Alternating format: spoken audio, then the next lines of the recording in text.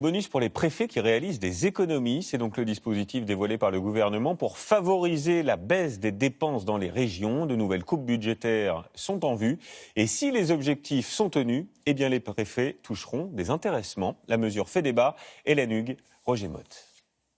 C'est une méthode empruntée au privé. Édouard Philippe promet des primes aux préfets s'ils réalisent des économies dans leur région ou leur département. Le principe est acté dans une circulaire sur l'organisation des services publics sur le territoire. Un mécanisme d'intéressement aux économies réalisées sera instauré. Une méthode que dénoncent les élus de gauche, qu'ils soient à la tête d'un département ou d'une commune. Oui, je trouve choquant que le représentant de l'État, donc du service public, de la République, qui proclame l'égalité, eh bien, touche une prime supplémentaire par rapport à son revenu pour réduire encore les moyens du service public. On a l'impression d'avoir des préfectures qui rentrent au CAC 40 avec des dividendes versés aux préfets, alors qu'on n'est pas du tout dans la logique de la fonction publique. Un agent de la fonction publique, c'est l'amélioration du service public au quotidien.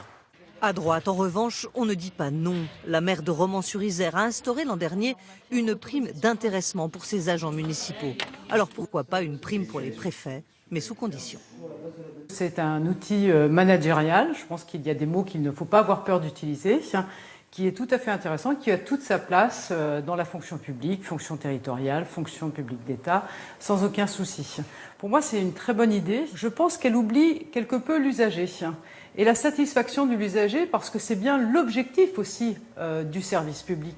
Les préfets ont jusqu'à la mi-octobre pour proposer une réorganisation des services publics sans perdre de vue l'objectif fixé par Emmanuel Macron, la suppression de 50 000 postes de fonctionnaires pendant son mandat.